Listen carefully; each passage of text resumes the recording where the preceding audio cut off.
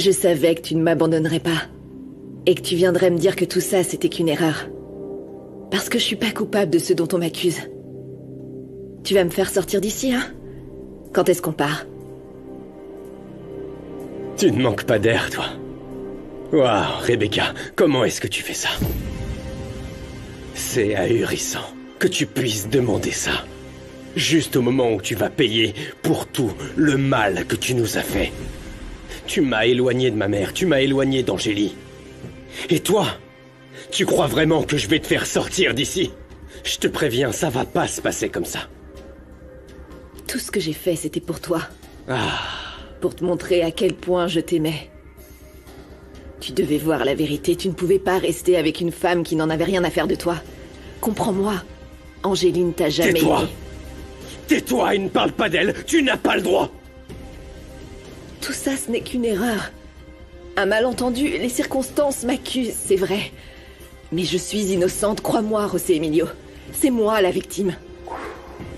Ah, tu es le pire humain que j'ai rencontré de toute ma vie. Tu es envieuse, égoïste, avec une avidité sans limite, Rebecca. Ça ne te dérange pas de faire du mal aux autres pour obtenir ce que tu veux. S'il te plaît, José Non. Emilio. Tu ne me reverras plus jamais de ta vie. Le vrai coupable se trouve chez toi.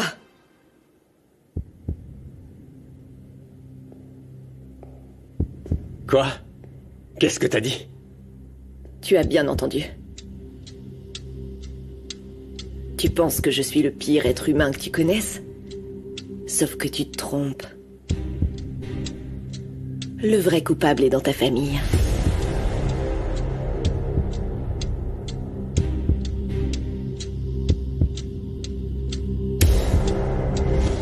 Quoi? Ils ont mis Rebecca en garde à vue? Elle était à la maison quand ils l'ont emmenée?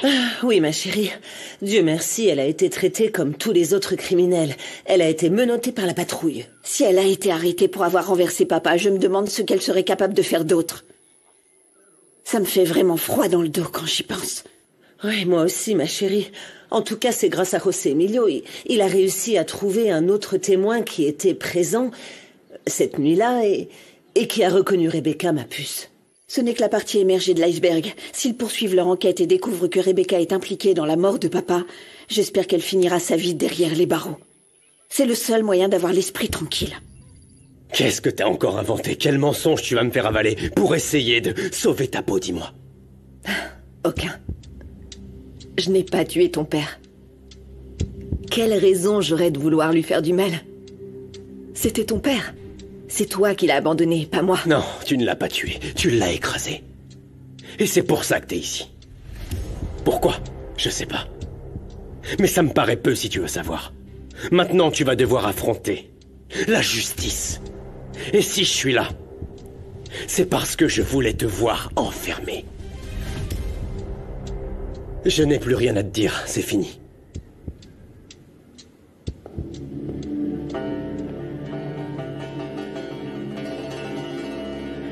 Tu as intérêt à me faire sortir rapidement, Michel.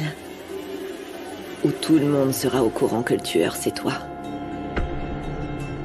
Depuis que cette vulgaire poissonnière est en prison, je sens l'épée de Damoclès qui tangue au-dessus de ma tête.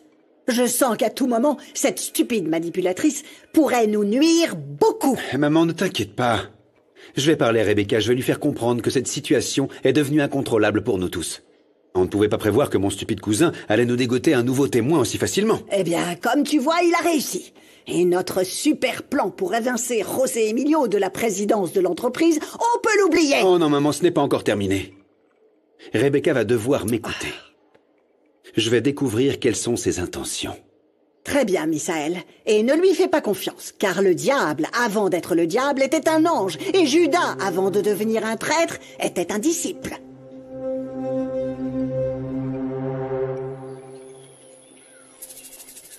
Pour être honnête, je n'aurais jamais imaginé une telle merveille. Ah, mon amour, qui aurait pu penser que toutes ces merveilles que la Terre nous donne pouvaient pousser avec si peu d'eau et en si grande quantité surtout. Bonjour tout le monde. Ça va? Bonjour. Bonjour. Vous avez vu, ici nous produisons de très grandes quantités de fruits, d'aromates, de légumes. Vous vous souvenez de moi, je suis le père de Mathilde. Oui, on vous cherchait justement. Oui, C'est bien sympa sûr, de vous oui. voir. Merci de nous laisser visiter le domaine avec notre fils Lucas. Au fait, vous savez, c'est grâce à Luciano que j'ai décidé de devenir ingénieur agronome. Tu m'en diras tant. Il m'a appris que la campagne est un endroit où il fait bon vivre. Et qu'on peut faire pousser la nourriture qu'on mange tous les jours. Et elle nous donne aussi du travail, mon chéri. C'est avec des fruits comme cela qu'on fabrique nos confitures à la coopérative. Vous savez, je suis très heureuse d'être ici. D'ailleurs, je vous ferai parvenir un échantillon de toutes les merveilles que nous fabriquons. Merci beaucoup. Eh bien, j'ai été très heureux de vous croiser. Oui, nous aussi, et merci beaucoup d'être un si bon exemple pour mon garçon. Notre Lucas est très intéressé et il est appliqué. J'espère qu'il apprendra vite. Vous verrez, c'est un bon garçon. Nous sommes très très heureux qu'il soit ici avec vous, avec des personnes de confiance. Ne vous en faites pas, vous pouvez être rassurés. Si Lucas est un bon garçon comme vous le dites, il n'y a pas de raison que ça se passe mal, n'est-ce pas? Maintenant, je dois vous laisser. Bien sûr, merci beaucoup. Allez, C'était à un plus tard. plaisir. À plus tard. tard. Tu vois, mon fils, quand on se comporte bien, on gagne vite la confiance des autres. Oui, maman. Ce sera le cas, je te le promets. Je sais que j'ai fait beaucoup de bêtises. Et je vous promets à tous les deux que je ne vous décevrai plus. Ah, mon fils. Très bien, mon fils, c'est parfait. Comme je t'aime, mon amour.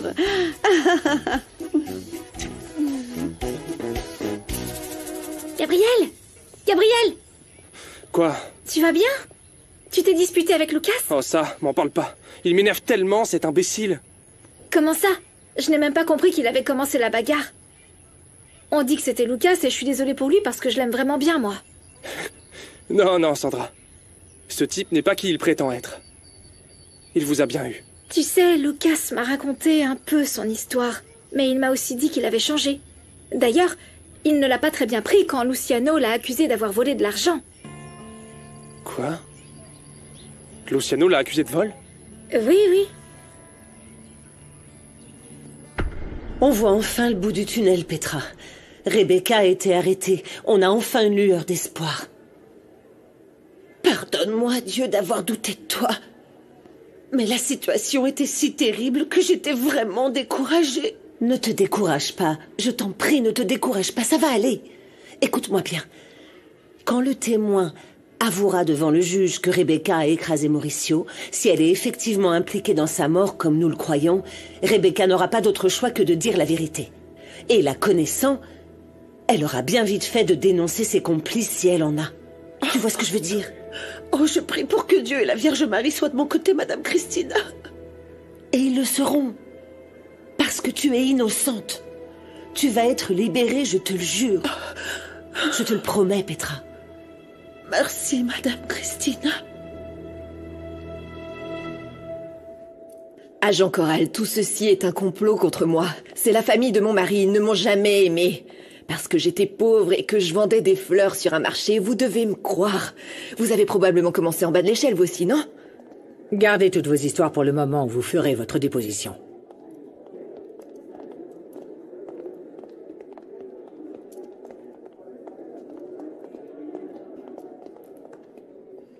Est-ce qu'on peut au moins m'enlever les menottes? Ah, allez, c'est bon, je vais pas m'enfuir en courant. Et puis à vos assistants, hein les gars? J'irai pas loin avec eux. Suite de l'interrogatoire de Madame Rebecca Sanchez. Vous me disiez que, selon vous, la famille de votre mari ne peut pas vous supporter parce que vous venez d'un milieu pauvre et ce serait pour ça qu'ils ont mis en place ce plan tiré par les cheveux pour vous faire du mal. Exactement, vous avez très bien compris ce que j'ai dit. Et qu'en est-il du témoin qui a vu cette femme furieuse dans sa voiture qui a foncé sur Mauricio Aranda? Eh ben, en fait, la famille Rivero Cuellar est une famille très puissante. Ils ont beaucoup d'influence. Et ils ont probablement payé la rousse pour qu'elle témoigne. Ouais, c'est certain, qu'elle témoigne contre moi. Et comment savez-vous que la femme qui a écrasé Mauricio Aranda était rousse? Parce que vous me l'avez dit. Non, je ne l'ai jamais mentionné. Eh bien, j'ai dû l'entendre quelque part. Alors ça, c'est impossible. Toutes les informations relatives à notre dossier sont classées confidentielles. Très peu de personnes sont au courant. Je vais vous reposer la question, Madame Sanchez. Comment savez-vous que la femme qui a renversé Mauricio Aranda avait les cheveux roux? Et je vous recommande de bien réfléchir à ce que vous allez répondre, parce que vous êtes enregistré.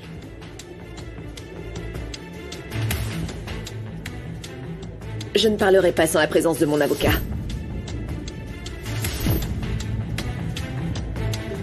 Ah, mon frère, tu sais pas à quel point je suis heureux que Rebecca soit enfin en garde à vue. Tu te débarrasses enfin de la femme qui a détruit ta vie. Non, mais regarde, même ton regard a changé, je peux enfin revoir l'étincelle dans tes yeux. Oh, et maintenant tu peux revenir dans l'entreprise quand tu veux, mon frère. Rebecca n'est plus là. Et je doute qu'elle revienne de sitôt, elle va sûrement en prendre pour plusieurs années de prison. Écoute, José Emilio, rien n'arrive par hasard, tu sais. Tout arrive au moment précis et justement pour notre bien, j'en suis sûr. Crois-moi, c'est pas encore le moment pour moi de réintégrer l'entreprise. Quoi? Mais pourquoi, Sébastien? Tu sais, pour la première fois depuis des mois, j'ai eu le temps de penser à moi, à mon avenir et ce que je veux faire de ma vie. Eh bien, quand ma sœur nous a quittés, j'avais vraiment peur que tu te sentes seul. Tu sais que tu seras toujours le bienvenu, on est ta famille, n'est-ce pas? Je sais, mon frère, je sais, et je t'en suis très reconnaissant, mais je peux pas continuer à vivre comme ça, je dois apprendre à revivre, rencontrer de nouvelles personnes, faire de nouvelles choses. On dirait que tu as déjà un plan. Tu as rencontré quelqu'un? Oui, mon frère. Oui, mais non, c'est pas ce que tu crois. La vérité, c'est que je ne me sens pas prêt. Tout d'abord, je voudrais vraiment laisser partir Dulce, lui dire au revoir et peut-être qu'en partant quelque temps, je pourrais y arriver. Ah, et où est-ce que tu comptes aller? J'ai été invité à faire une expédition. Le but, c'est de passer du temps loin d'ici, dans un endroit isolé. Tu sais, pas de téléphone, on est là pour aider les gens dans le besoin. Je me dis que ça peut être intéressant et surtout, ça pourrait m'aider à aller de l'avant. Waouh, Sébastien. Si cette expédition peut t'aider, alors vas-y, mon frère. Parce que quand on fait les choses correctement, il n'y a que du bon qui peut en ressortir. Et si ça te plaît, fais-le et reviens-nous heureux. C'est ce qui compte vraiment. Tu le mérites.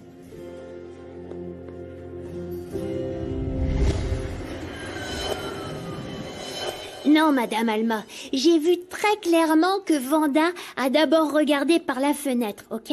Et puis, comme il n'y avait personne, elle n'a pas hésité une seconde, elle est entrée à l'intérieur comme si c'était sa propre maison.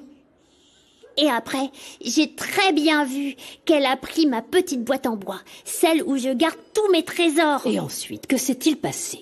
Dis-leur, Pedrito, dis-leur que Vanda a volé tes affaires. Bon, et ensuite, j'ai vu sa grande et affreuse main prendre la seule photo que j'ai de ma grand-mère. Vous imaginez ce qui serait passé si je l'avais pas attrapée? J'aurais perdu la seule photo que j'ai de ma grand-mère. Depuis, je crois que je l'aime plus beaucoup, Vanda. Oui, même si Vanda est appréciée de tout le monde dans le quartier, je pense qu'on devrait la surveiller. On ne la connaît pas si bien finalement. Allez, arrête, ne dis pas de bêtises, Loli. On dirait une vieille commère quand tu dis ça. Si vous continuez, les gens répéteront vos propos comme des perroquets sur tout le marché et Vanda aura très mauvaise réputation. Écoutez, je vais vous dire quelque chose. Je connais parfaitement Vanda, je la connaissais même avant votre naissance. Et jamais, au grand jamais, elle a pris une chose qui ne lui appartenait pas. Je lui ai souvent confié mon stand et il n'a jamais manqué un seul centime. Je suis sûre qu'elle était curieuse, c'est pour ça qu'elle a voulu prendre la photo. Et comme vous l'a dit Alma, Vanda n'est pas du tout du genre à faire ça. Ne t'en fais pas, Pedrito. Elle serait incapable de nous faire du mal. Vous savez, sur le marché, nous formons une grande famille. Tu sais quoi? Je vais te dire une chose. Mon cœur me dit que Vanda a fait ça parce qu'elle t'apprécie beaucoup. Comme tout le monde ici, au marché et dans le quartier. Moi, je pense qu'elle m'aime pas. Et un jour, elle reviendra me voler ma petite boîte en bois. Et là, j'aurai tout perdu. Je te félicite, elle est vraiment magnifique, ta boucherie, Primitivo. Et tous tes vendeurs sont super propres et bien coiffés. C'est un vrai plaisir de venir acheter notre viande chez toi. Pour être honnête, je suis incapable de jouer les vendeurs comme dans les films. Ou alors comme dans les feuilletons. Donc en fait, je laisse simplement parler mon cœur. C'est bien mieux, non? Il faut dire ce qu'on ressent et ne pas tourner autour du pot. Tu sais ce qu'on dit, il n'y a que la vérité qui compte. N'est-ce pas, Primitivo? Ouais, t'as raison. C'est pour ça que dès que je t'ai vu, je me suis dit que cette fleur devrait être pour la plus belle fleur du marché. Écoute, Vanda, aucun de nous n'a d'engagement, alors toi et moi, on pourrait être... amis, tu vois. Oui, bien sûr qu'on peut être amis. Voilà, maintenant tu me connais. Tu sais qui je suis. Je suis boucher et fier de l'être. C'est ce que mon patron m'a appris quand j'étais tout gamin. C'est une profession noble, et je ne propose que de la viande de qualité. Bon alors? Et toi, Vanda? Eh bien, moi aussi, je suis comme toi, Primitivo. Une vendeuse du marché qui a beaucoup d'honneur. Et pourquoi j'ai l'impression qu'il y a autre chose que tu ne veux pas me dire? T'as un homme dans ta vie? Je t'interdis de toucher à mon fils! Là. Non! Rends-le-moi! Arrête maintenant! Tais-toi! Tais-toi! Je n'ai pas besoin d'un homme qui sort avec moi pour ensuite aller flirter avec une autre. J'ai déjà vécu ça il y a très longtemps. Tu m'en avais jamais parlé. Tu peux me faire confiance, je t'écoute. Je ne crois plus les hommes. Et même si tu es très beau, Primitivo, et que je t'aime beaucoup, je ne veux plus tomber amoureuse. C'est pas grave, je t'attendrai. Je t'attendrai aussi longtemps qu'il le faudra pour te montrer que je t'aime réellement de tout mon cœur.